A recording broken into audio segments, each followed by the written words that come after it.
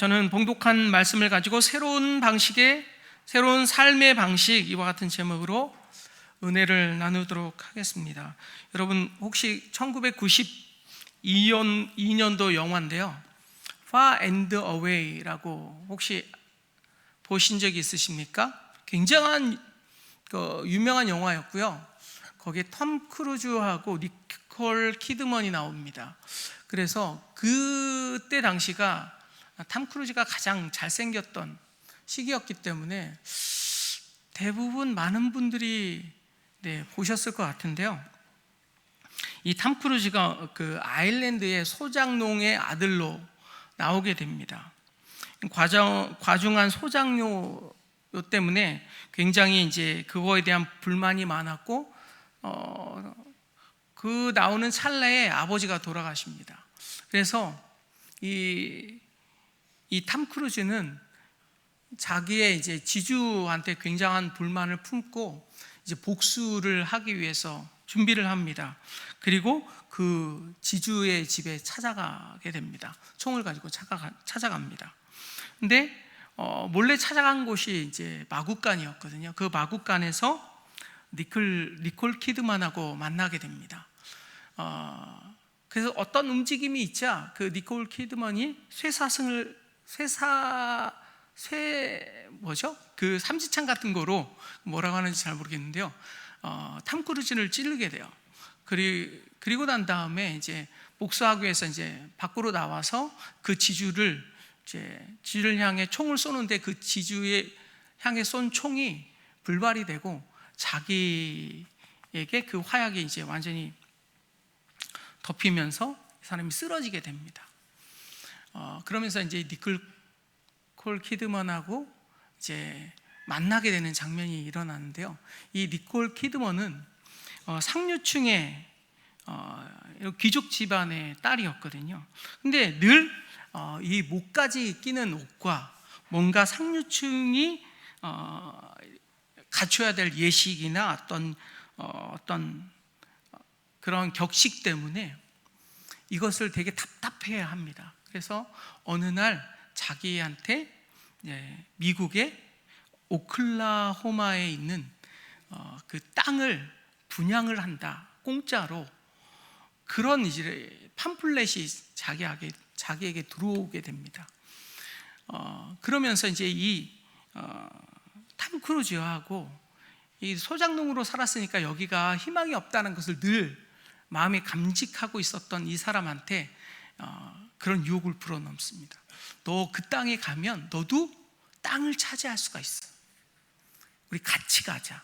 왜 그랬냐면 그때 당시에 여자는 큰 그 배에 혼자 탈 수가 없었습니다. 누군가 반드시 보호자가 같이 타야 했거든요. 그래서 이 톰 크루즈한테 꼬십니다.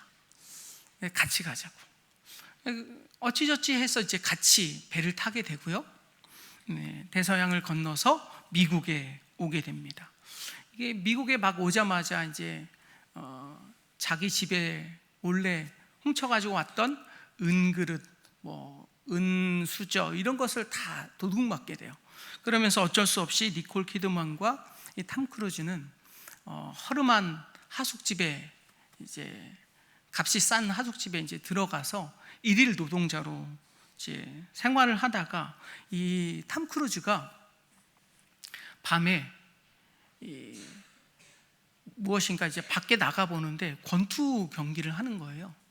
권투 경기에서 자기도 이제 참가하게 되고, 거기에서 자기가 주먹이 좀 세다라는 것을 깨닫게 돼요. 그리고 그 결투에 매일마다 가서 결투를 하게 되는데 계속 이기니까 그 상급을 자기가 받는 겁니다. 갑자기 이 사람한테 돈이 갑자기 들어오게 되자 의시되기 시작하죠. 같이 있었던 니콜 키드먼은 그거에 약간 뭔가 호기심 반, 혹은 나도 뭔가 이렇게 획기적인 방법으로 돈을 벌 수 없을까, 이렇게 호기심을 갖는 찰나에 이 톰 크루즈가 어떤 큰 상대와 이제 격돌을 하게 되는데 거기서 지게 됩니다. 그러면서 같이 그 모든 돈을 뺏기고 같이 쫓겨나게 돼요. 그러면서 어떤 큰 대저택에 숨어 들어가서 추위를 피하기 위해서 숨어 들어가는데, 거기서 이 탐 크루즈와 니콜 키드먼이 서로 우리가 관심이 있구나, 그리고 서로 좋아하고 있구나라는 것을 알게 되고 깨닫게 됩니다. 그런 찰나에 이 집주인이 2층에서 총을 가지고 누가 침입한 걸 알고 총을 쏘게 돼요. 근데 거기에 니콜 키드먼이 이제 총을 맞고 쓰러지게 됩니다. 그래서 이 이제 니콜 키드먼이 사랑하는 이제 좋아하는 걸 알게 됐으니까 살리기 위해서 막 무작정 뛰어가요. 그런데 때마침 거기에 자기의 이제 니콜 키드먼의 약혼자가 갑자기 거기서 나타나게 돼요. 그리고 니콜 키드먼을 이제 살리기 위해서 데려가죠. 그런 다음에 한참 지나서 이 탐 크루즈는 서부의 이제 기차의 선로를 놓는 노동자로 일하게 되다가 어느 날 똑같이 오클라호마에서 땅을 무상으로 분배한다라는 팜플렛을 보게 됩니다. 그걸 보자마자 누굴 떠올랐겠어요? 니콜 키드먼을 떠올려요. 이 여자도 여기에 분명히 살아있다면 있을 것이다 라는 생각과 함께 곧장 거기로 이제 출발하게 되죠. 제 오클라호마에 도착을 했어요. 거기에 누가 있었어요? 니콜 키드먼이 있는 거예요. 예상과 딱 맞아 떨어지는 거죠. 거기에서 말을 잡아타서 자기가 원하는 곳에 깃발을 꽂으면 그 땅을 이제 다 분양을 받는 거예요. 누구나. 그런데 이 톰 크루즈는 일단 돈이 적어가지고 말을 샀는데 너무 늙은 말을 산 거예요. 이 늙은 말이 경기에 참여하기 전에 이미 죽어버렸어. 너무 늙어서. 그래서 아주 싼 값에 통제도 안 되는 그 야생말을 값싸게 그 죽을 삽니다. 길이 안 들었잖아요. 이게 자기가 원하는 방향으로 뛰어가지 않을 뿐만 아니라 이게 태운 사람을 내치는 거예요.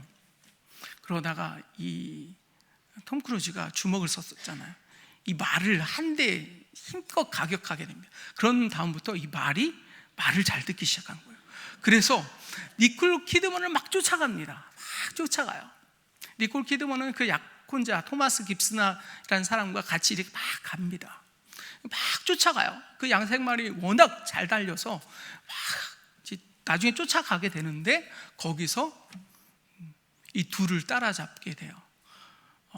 그리고 그 자리에서 이제 니콜 키드먼에게 좋아한다고 이제 고백을 하게 되는 거죠.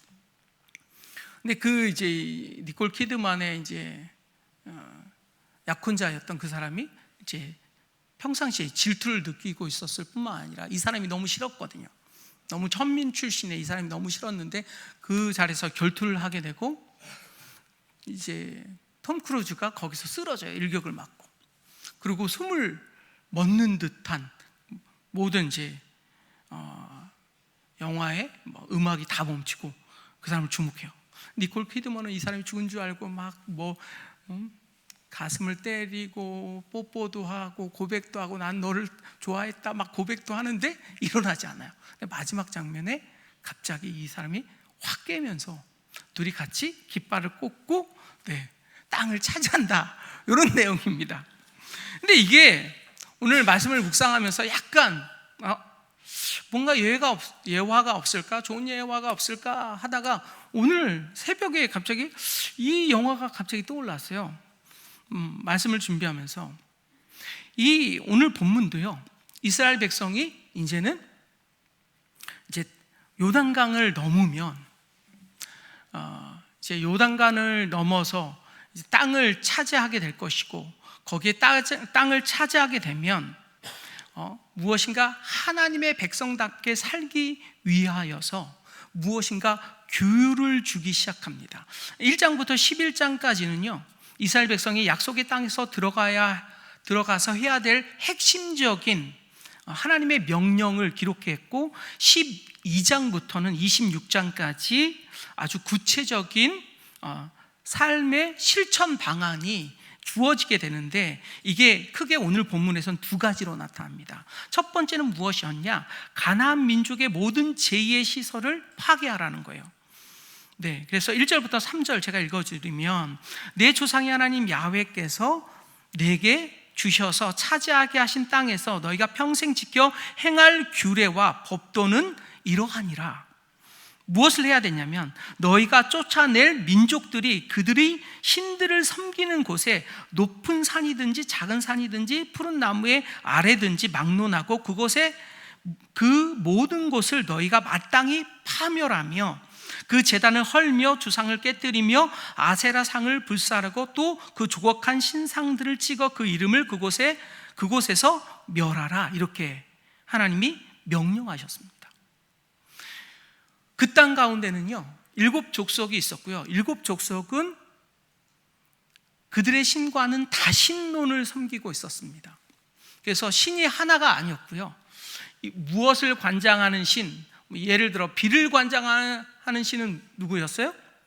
바알이었습니다. 아세라는요 다산의 신이었습니다. 뭔가 생산하게 하고 수확을 하게 하고 그런 신이 아세라였거든요.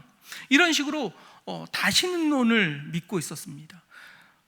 그러다 보니까 이 가나안 족속에는 늘 주변에 무엇인가 신으로 섬기는 어떤 형상이라든지 그런 것들이 여러 개가 있었습니다. 그러다 보니까 이거를 다 제거하라는 것이죠. 그런데 1절에 보시면 이렇게 나와 있는데 너희가 무엇과 규례와 법도는 이러하니라. 이게 히브리 원어에는 규례와 법도가 복수로 표현되어 있습니다. 그러니까 규례들과 법도들, 너희가 평생에 행하는데 지켜야 할 규례들과 법도들은 이러하니라. 이렇게 쓰여 있다라는 것이죠. 그래서 이스라엘 백성들이 반드시 평생 동안 주의해야 할 하나님의 가르침을 주고 있다라는 것입니다. 그런데 이어서 내 조상의 하나님 야훼께서 내게 주셔서 차지하게 하신 땅, 이렇게 기록되어 있는데요, 원어에는 내 조상들의 하나님 야훼께서 너희에게 그것을 점령하시도록 하시는 그 땅이라고 기록되어 있거든요. 무슨 차이냐? 이것은 그런 뜻을 갖고 있습니다. 하나님께서 이스라엘 백성들에게 가나안 땅을 주신 것은 너희가 차지한 게 아니라 하나님의 은혜로 너희에게 복을 주셔서 네가 기뻐하고 또 하나님이 기뻐하셔서 그것을 허락한 땅이라는 거예요. 그 말은 하나님이 이스라엘을 사랑하셔서 허락한 그 땅을 주셨는데 너희도 하나님을 사랑해야만이 그 복이 유지된다라는 의미를 내포하고 있었습니다. 네. 여러분, 하나님을 사랑하십니까? 하나님이 여러분에게 많은 것을 허락하여 주셨죠. 그러면 그 복을 여러분 유지하는 방법은 무엇일까요? 열심히 일하는 걸까요? 물론 그럴 수도 있습니다. 그런데 성경의 말씀은요, 하나님을 똑같이 여러분도 하나님을 사랑해야 그렇게 하나님이 너희에게 복을 주시겠다라고 말씀하신 것 같다라는 것입니다. 무엇인가 사랑의 관계는 한쪽으로, 물론 한쪽으로도 이제 사랑을 주기도 하지만 하나님은 내리사랑해서 한쪽으로 무한없이 주시지만 거기에 대한 반응도 하나님을 또한 사랑해야 한다라는 것을 우리에게 가리키고 있다라는 것입니다. 그러면 여러분, 하나님을 사랑하는 방법이 무엇일까요? 여러 가지가 있겠죠. 네. 여러분처럼 이렇게 나와서 예배하는 방법, 그리고 기도하고 찬양하는 것, 또한 혹은 어떤 분한테는 전도의 은사가 있어서 전도하는 것, 그리고 어떤 분에게는 찬양의 달란트가 있어서 그 찬양을 하나님을 찬양하는 대로 하는 것으로 무엇인가 쓰임받는 것, 우리 찬양대처럼 이렇게 다양하게 있다라는 것이죠. 여러분, 그것을 통해서 하나님과 소통하고 하나님과 교제를 한다라는 것입니다. 하나님에게 하나님이 여러분을 사랑하셔서 여러분에게 은혜를 더하시고 여러분에게 가정과 여러분의 많은 것들을 허락하신 것 같이 여러분도 또한 다양한 방법으로 하나님을 사랑하시라라는 말이 1절에 내포되어 있다라는 것입니다. 또한 2절에서는 이스라엘이 가나안 땅으로 들어가서 해야 할 일을 이야기해 주고 있는데요. 제일 먼저 무엇이에요? 가나안 민족들이 섬기는 제2 장소를 파괴하라라는 것이죠. 너희는 마땅히 파멸하며, 여기에 PL 부정사 절대용 용법이 사용합니다. 네. 무엇이냐면 반드시 확실히 무엇을 하라라는 뜻을 갖고 있습니다. 너희는 확실히 그들을 멸망시켜라, 그들의 형상을 완전히 제거하라라는 것입니다. 즉 이스라엘이 가나안 땅에서 꼭 실행해야 할 명령은 가나안 민족들이 섬겼던 우상을 혹은 우상의 장소를 다 파괴하라는 것입니다. 그들은요, 높은 산에도 그걸 만들어 놨고요, 또한 낮은 언덕에도, 낮은 산에도, 그리고 푸른 나무에도, 이 푸른 나무를 제가 원어를 찾아보니까 울창한 나무, 잎이 무성한 나무. 여러분, 우리나라의 무슨 사극이나 어떤 드라마 같은 걸 보시면 마을 들어가는 입구에 큰 나무 같은 것들이 가끔 봤잖아요. 그런 나무에 아주 엄청나게 큰 나무, 동네에서 그 나무가 제일 크다 그럼 거기다 뭘 해요? 이상한 줄을 매달고 거기다가 돌을 얹어놓고 빌고 지나가고, 옛날에 그랬잖아요. 그와 같이 이들도 똑같았다라는 것입니다. 무엇이가 높은 산이면 그 높은 산의 입구에다가 우상을 섬기는 어떤 단을 만들었다라든지 산 꼭대기에 만들었다라든지 어떤 언덕에다 그것을 만들었다라는 것입니다. 그것을 철저하게 파괴하라, 이렇게 지시를 하셨습니다. 그럼에도 불구하고 열왕기상 14장 22절에서 24절에 보시면 이렇게 나와 있습니다. 유다가 야훼 보시기에 악을 행하되 그의 조상들이 행한 모든 일보다 더 뛰어나게 하여 그 범한 죄가 야훼를 노엽게 하였으니 이는 그들도 산 위에와 모든 푸른 나무 아래에 산당과 우상과 아세라 상을 세웠습니다. 그 땅에 또 남색하는 자가 있었고 동성연애하는 자입니다. 야훼께서 이스라엘 자손 앞에서 쫓아내신 국민의 모든 가증한 일을 무리가 본받아 행하였더라. 하나님이 분명히 신명기에 반드시 지키고 행해야 될 명령을 하셨음에도 불구하고 열왕기 상을 이제 펼쳐보시면 이때가 남유다 르호보암 왕 때거든요. 그런데 신명기에 말씀하신 그 내용 그대로 한 게 아니라 그대로 악한 짓을 했다라는 것입니다. 또한 열왕기하 16장 4절에 또 산당들과 작은 산 위에 모든 푸른 나무 아래에 제사를 드리며 분향하였더라.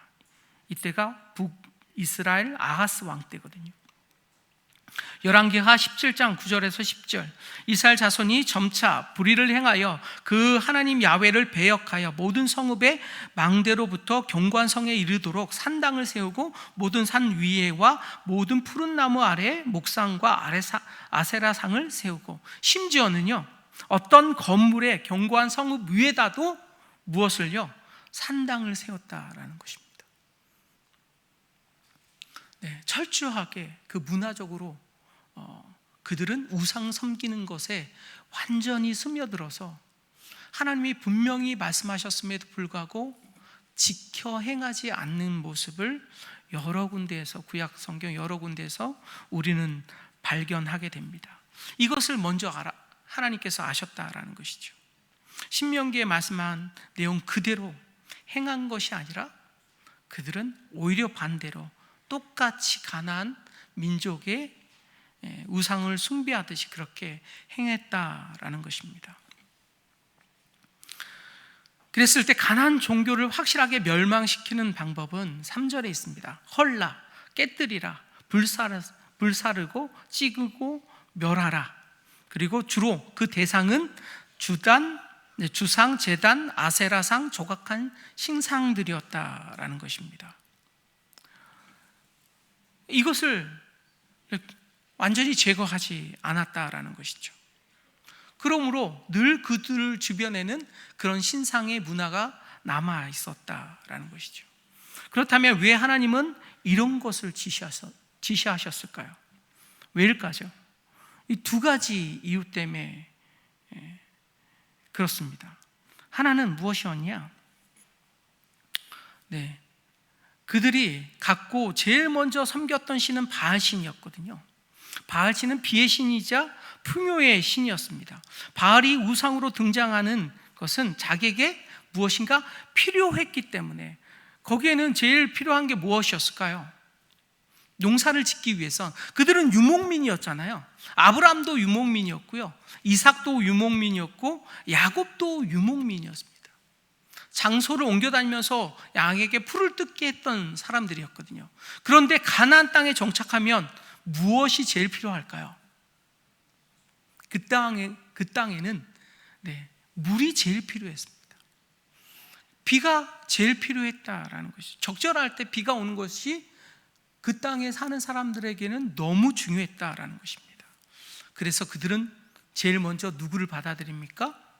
바알을 우상으로 받아들입니다. 여러분, 우상이 무엇일까요? 여러분이 가장 필요로 하고, 그 다음에 여러분이 매일마다 생각하는 무엇이 우상입니다. 하나님보다 더 사랑하는 것, 매일마다 아침 저녁으로 밤낮을 가리지 않고 생각하는 것이 여러분의 우상입니다. 여러분, 그것이 무엇일까요? 여러 가지가 있을 수 있습니다. 주로 돈이거나, 이제 나이 드신 분한테는 건강입니다. 우리 아버지 어머니를 보면 아침부터 TV를 틀어놓으면 건강 TV 프로를 보시더라고요. 안 그러세요? 저희 아버지와 어머니만 그러세요? 안 그러시죠? 여러분도 딱 키면 무엇이든지 물어보세요. 대부분 다 건강 프로잖아요. 어떤 사람에겐 돈, 어떤 사람에겐 건강, 어떤 사람에게는 부동산, 어떤 사람에게는 주식, 어떤 사람들에게는 비트코인, 뭐 그런 것이죠. 오늘 올랐나 안 올랐나 아침부터 검색하고, 저녁에 미국장이 어떻게 됐는지 검색하고. 하나님은 어떤 관계로 하나님을 섬기기를 원했냐면 인격적인 관계로 섬기기를 원하셨다라는 것입니다. 그런데 이 우상은요, 자기가 제일 필요한 것이 비니까 바알을 우상으로 섬긴다라는 것입니다. 하나님은 그런 존재가 아니라는 거예요. 하나님은 네가 필요해서 나를 섬기는 것이 아니라 늘 하나님은 너의 곁에 있을 때 너에게 은혜를 더하시는 하나님이라는 것이죠. 하나님은 여러분의 필요에 따라 램프의 진이처럼 뭔가 펑 나타나가지고 무엇인가 해주는 그런 존재가 아니라는 것입니다. 하나님은 교제하는 인격적인 관계라는 것이죠. 자기의 만족을 위해서 하나님께 제사로 무엇인가 달래고, 하나님께 자기의 유익을 위해서 구하기 위해서 나오는 것, 그 자체가 뭐예요? 우상숭배라는 거예요. 교회는 다니고 있을 때 자기의 필요에 따라서 내가 요즘에 무엇이 부족하니까 교회 가서 구해야지, 이게 어떤 거라는 거예요? 우상을 섬기는 것과 같다라는 거예요. 이렇게 섬기지 말라는 거예요. 자기의 필요에 따라서 내가 하나님 며칠부터 며칠까지 금식 기도해 줄게요, 하나님 뭐 주세요, 이거는 뭐예요? 마치 바알을 섬기는 거와 비슷하다라는 거죠. 그것은 하나님은 하나님과 인격 대 인격으로 만나는 것이고, 오늘 기도하며 나갈 때도 그와 같이 하라는 것입니다. 여러분, 오늘 여러분 왜 이곳에 나오셨습니까? 하나님을 만나기 위해서, 하나님과 교제하기 위해서. 그 교제를 통해서 여러분의 영혼이 어떻게 해요? 소생되어지는 것입니다. 단지 말씀을 듣는 것이 아니라, 기도하는 것이 아니라, 또한 찬양하는 것이 아니라, 성찬을 단지 떼는 것이 아니라 이것을 통하여 하나님과 교제를 나누기 위한 것이다 라는 것이죠. 그래서 늘 여러분 예배 가운데 나아갈 때 하나님과 인격적인 관계로 나아가시라, 그렇게 여러분한테 이야기하고 싶습니다. 여러분 오늘 하나님과 어떤 교제를 나누기 위해서 오셨습니까? 먼저 무엇을 해결해야 될까요? 죄의 문제를 해결해야 됩니다. 하나님과 죄는 같이 있을 수 없기 때문에. 그래서 여러분 오시면 어떻게 해야 될까요? 하나님 앞에 회개하고, 하나님 일주일에도 하나님 이런 죄를 지었는데 용서해 달라고 주의 보혈의 능력을 구하시고 하나님과 교제를 시작하시기 바랍니다. 그러면서 하나님과의 교제를 통해서 여러분들의 영혼이 소생된다라는 것입니다. 두 번째는 무엇이냐? 하나님이 그렇게 멸하라고 한 까닭은 무엇이냐? 창세기 15장 13절에서 16절에 나와 있습니다. 무엇이냐면, 야훼께서 아브라함에게 이르시되 너는 반드시 알라. 내 자손이 이방에서 객이 되어 그들을 섬기겠고 그들은 400년 동안 내 자손을 괴롭히리니 그들이 섬기는 나라를 내가 징벌할지며 그 후에 내 자손이 큰 재물로 이끌고 나오리라. 너는 장수하다가 평안히 조상에게 돌아가 장사될 것이요 내 자손은 4대 만에 이 땅에 돌아오리니 이는 아모리 족속의 죄악이 아직 가득 차지 아니함이러라. 무슨 말이냐? 하나님이 아모리 족속, 여기서는 아모리 족속이라고 말하는데요, 가나안 족속 전체를 가리킵니다. 가나안 족속이 그 땅 가운데 죄악이 많음을 알았습니다. 그런데 그 죄악이 하나님의 심판의 추에 아직 이르지 않았다라는 것이죠. 그런데 400년, 그러니까 아브라함으로부터 600년이 지난 후에 그 죄악이 어떻게 됐어요? 완전히 꽉 찼다라는 거예요. 그래서 하나님이 심판의 도구로 누구를 사용하세요? 이스라엘 백성을 사용하셔서, 이스라엘 백성이 어디에서? 애굽에서 나와서 광야를 거쳐서 누구를 치기 시작해요? 가나안 땅을 치기 시작합니다. 하나님은 죄에 관해선 굉장히 철저하게 하나님이 카운트하시는 하나님이시라는 거 꼭 여러분 잊지 마셔야 됩니다. 죄를 가지고 하나님 앞에 나갈 수 없습니다. 우리의 죄를 하나님은 카운트하고 계십니다. 여러분 그 죄가 여러분 추에 가득하면 어떻게 될까요? 하나님이 그걸 깨닫게 하기 위해서 어떻게 해요? 징계하신다라는 것이죠. 여러분 하나님의 이 심판의 추를 여러분 잊지 마셔야 됩니다. 죄는요 하나님의 사이를 갈라놓는 요소입니다. 또한 죄는요 우리를 무너뜨리는 요소이기도 합니다. 또한 죄는 우리를 심판의 자리로 몰아넣는 요소이기도 합니다. 그래서 여러분 우리는 죄에 대해서 너무 간과하시면 안 됩니다. 그래서 매일마다 여러분 죄를 고백하시고 회개하시고 하나님 앞에 정결케 되셔야 합니다. 그래야만이 하나님과 온전한 관계가 유지된다라는 것이죠. 두 번째, 오늘 본문에서 하나님께서 명령하신 것은 무엇이냐? 너는 이스라엘은 한 장소에 가서 번제를 드리라, 이렇게 말씀하고 계십니다. 한 장소를 선택해서 그 장소에서 하나님께 예배를 드리라는 것이죠. 이것은 무엇을 의미할까요? 여러분 그때 당시에 이것은 무엇을 의미할까요? 그때 당시에 가나안의 족속들은 우상 섬기기 위해서 어디에다가, 산에다가, 높은 산에다가 낮은 산에다가 푸른 나무에다가 자기가 있는 삶의 주변에 온통 다 우상을 섬기는 곳에 제단을 쌓고 그렇게 행했다라는 것이죠.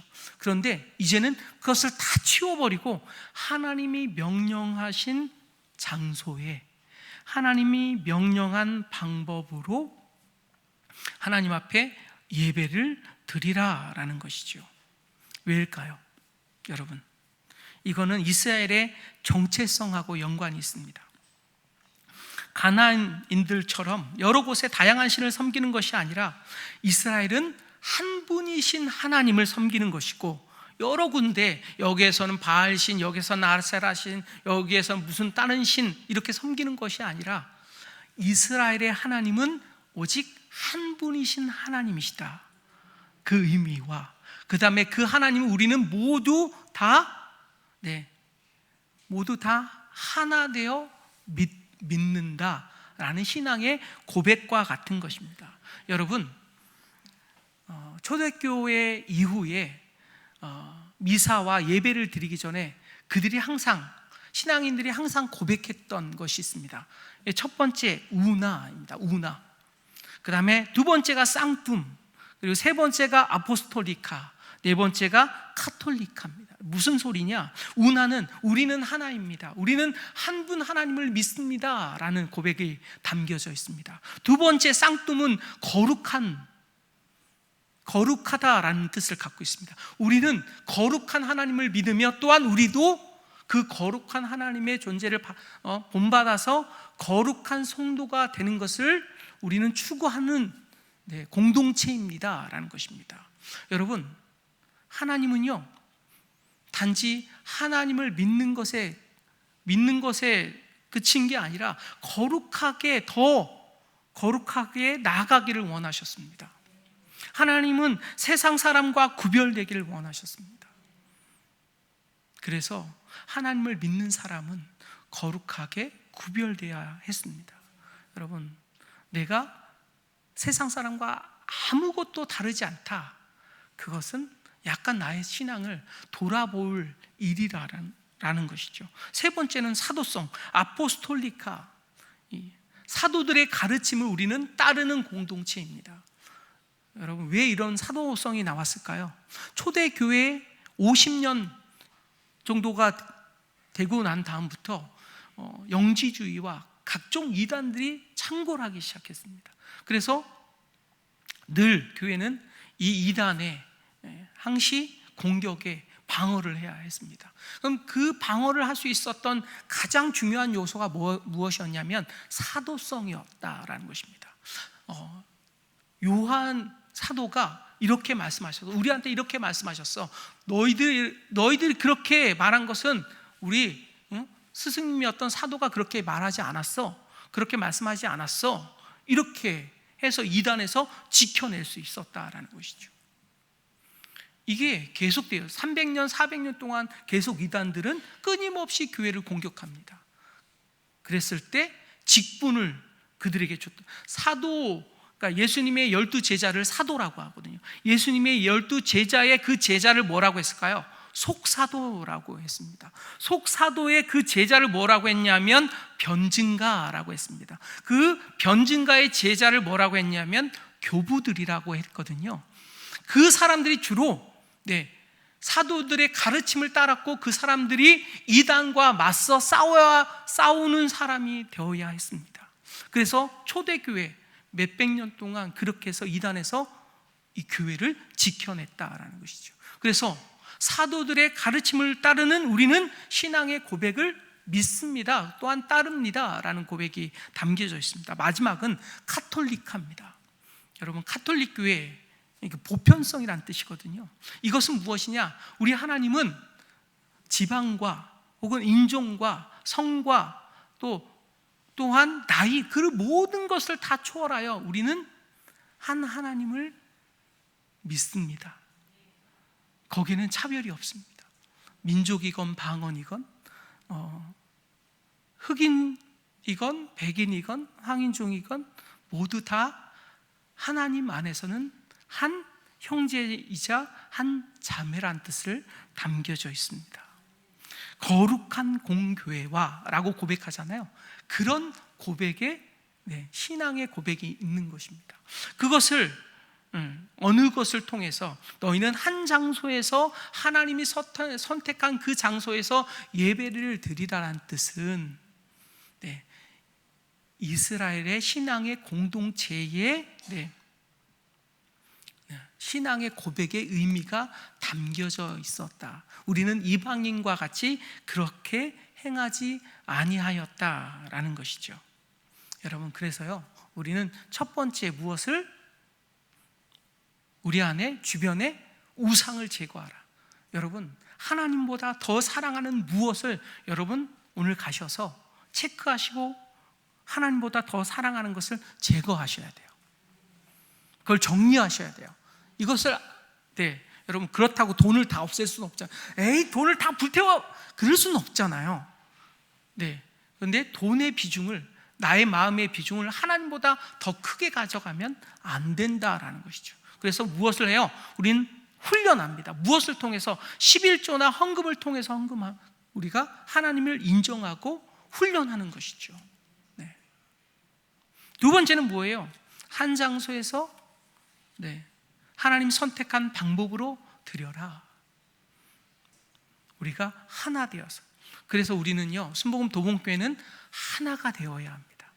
김용준 담임 목사님을 중심으로 하나가 되어야 하고요, 또한 복음 사역을 위해서 하나가 되어야 합니다.